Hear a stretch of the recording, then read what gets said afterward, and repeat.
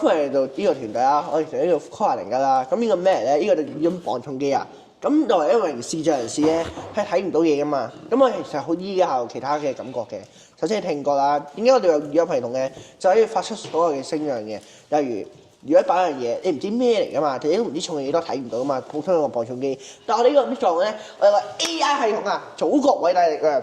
咁咧，你要放一樣嘢到顯示讀出嚟嘅。例如我而家裏邊有個可能放一樣嘢，你當呢個係曲奇啊，咁放入去，佢就顯示，佢就跟住呢度會顯示幾多克啊。同時間咧，佢都會有個聲打發出嚟，就係話呢個容量幾多嘅。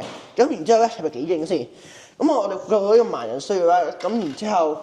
同時佢亦都會升上嚟嘅，咁你以為咁樣升咗好難攞噶嘛？係咪先？今日我成員講下呢個係咩狀㗎？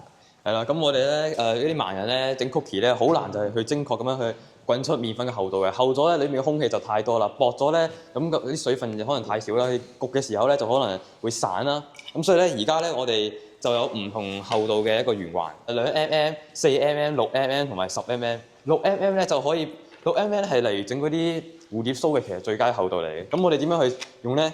就拍一拍嘅啫。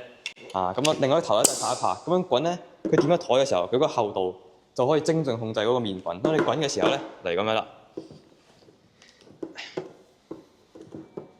上下咁樣滾一滾，跌咗佢冇嘢。咁佢就壓到台啦。不停壓嘅時候咧，壓完之後咧，就會同嗰個麵粉嘅厚度咧，就會同你呢個咧個圓環嘅厚度咧一模一樣。而上邊咧有好多唔同嘅類型嘅點字嘅，你發現呢邊咧有個好細嘅 L 型嘅，而呢邊咧就係點一同埋唔同嘅位置嘅點字。咁呢個咧就象徵住 mm， 呢一個咧就象徵住佢嘅厚度啦。咁我哋透過啲點字咧，我哋可以好精準嘅控制佢嘅厚度，就係咁樣。